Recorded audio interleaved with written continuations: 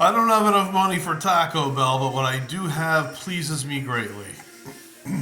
I don't really want to cover the third edition that much, but I use these books when I am running a first slash second edition campaign. I'll tell you why in a minute. Well, anyway, the first monster manual of the third edition was this.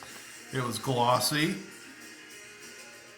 and it had an excellent looking cover. Of course, the next one you're going to see is probably doubly so.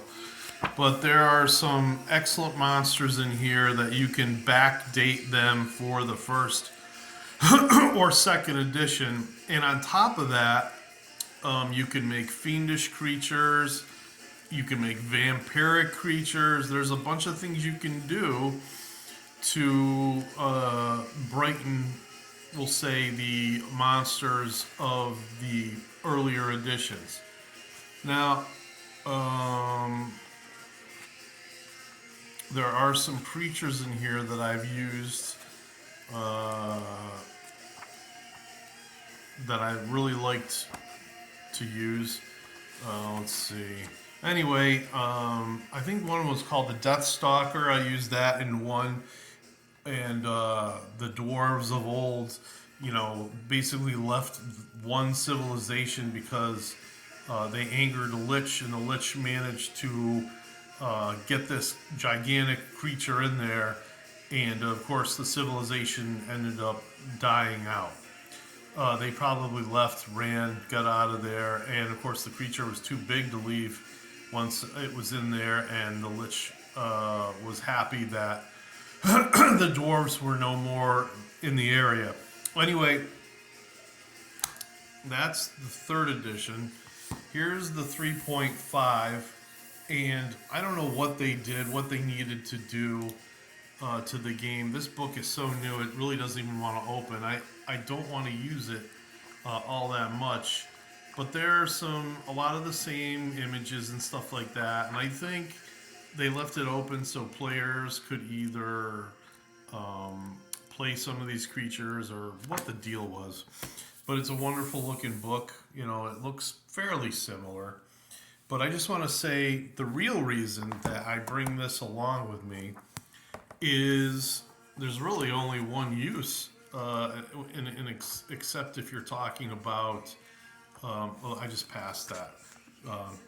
Anyway, most of the rules obviously don't apply, but I think I can agree with the where is it?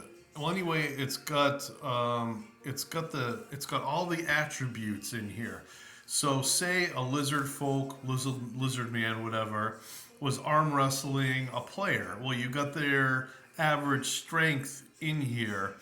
What if if there was a strength challenge, if there was a dexterity challenge, um, anything like that, and it also kind of let you know the healing kind of uh, rate that the creatures would heal at. You don't just let the players beat them up and then guess what? The players go leave the area, heal, and then come back and beat up the monsters.